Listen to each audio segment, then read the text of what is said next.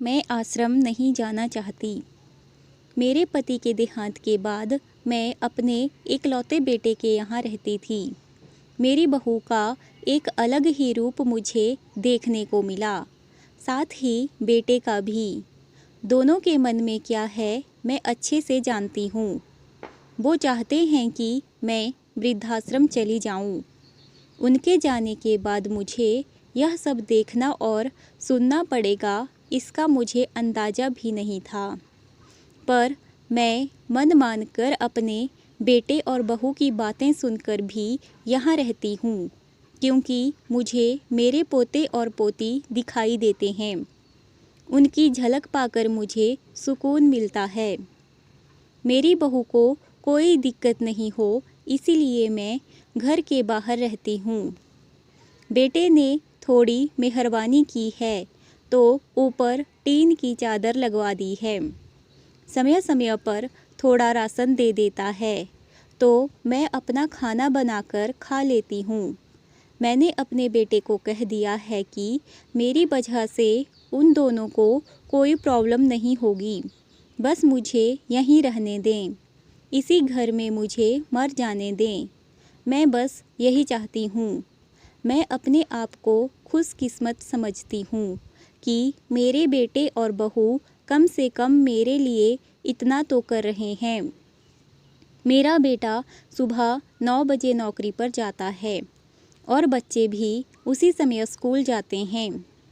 फिर शाम को 6 बजे मेरा बेटा वापस आता है। बच्चे 3 बजे आते हैं। उन्हें आते जाते निकलते देख मुझे बड़ा सुकून मिलता है। मेरे पति के दोस्त थे, उनकी पत्नी का भी स्वर्गवास हो गया है। उस समय पर वो हमारे घर पर आया करते थे।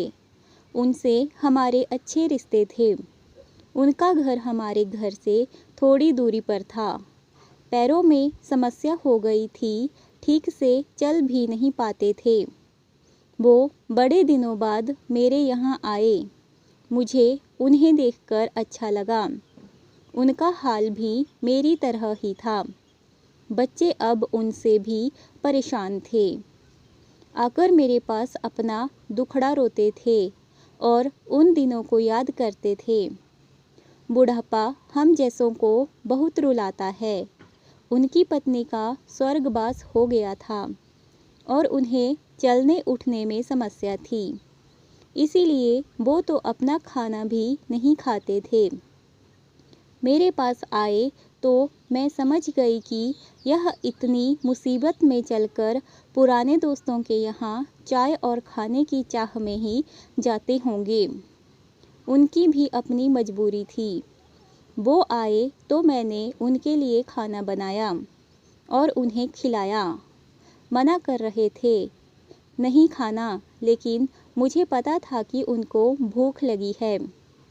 मेरी बहू ने मुझे और उन्हें खाना खाते देख लिया। वो कुछ भी नहीं बोली। ऐसे ही वो यहाँ 2-3 बार आए। जब भी वो आते मैं उन्हें खाना खिलाती।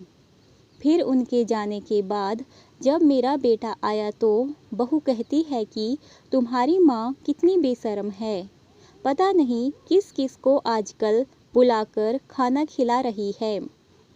बड़ी मुश्किल से कमाया जाता है और यह लुटाने में लगी है।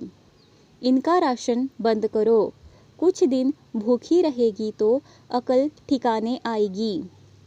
मैंने कहा कि मैं अपने हिस्से का उन्हें खिलाती हूँ, तुम्हारे पिता के पुराने मित्र हैं। फिर भी बहू का उल्टा सीधा बोलना शुरू रहा। घर के बाहर रहकर इनको आज़ादी मिल गई है, पता नहीं क्या क्या करती हैं। बेटा भी बोला कि कुछ दिन भूखा ही रहने दो इन्हें। मुझे मेरे बेटे ने घर के पीछे सीढ़ी के पास ले जाकर बिठा दिया और कहा कि अब यहीं बैठो। मेरे तो अब आंसू भी सूख गए थे। अगले दिन मुझे खाना नहीं मिला। मेरे टीन के उस छोटे से कमरे को बहू ने तोड़ दिया। एक दिन पूरा भूखा रहने के बाद मैंने सोचा कि मैं गलत कर रही हूँ। मुझे अब अपने बेटे के यहाँ नहीं रहना चाहिए और शायद गलती भी मेरी ही है। मेरी ही परवरिश में कोई कमी रही है, तभी तो यह परिणाम आया। अगली सुबह मैंने अपने बेटे को कहा कि मुझे वृद्धाश्रम छोड़ आ।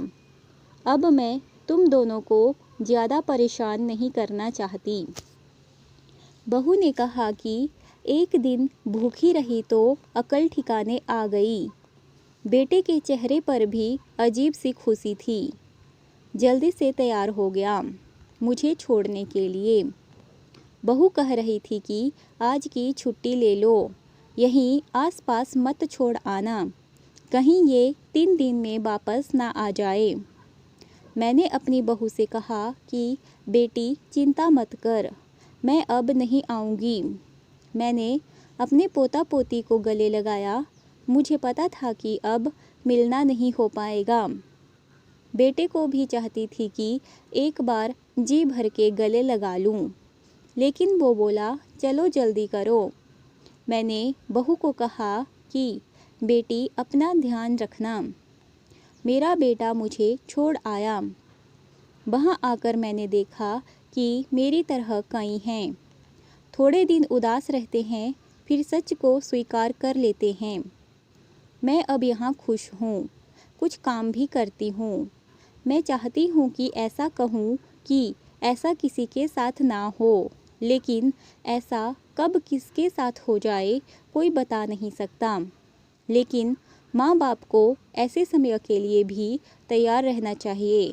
बस बच्चों को पाल कर बड़ा कर दो, उनसे कुछ भी उम्मीद मत रखो।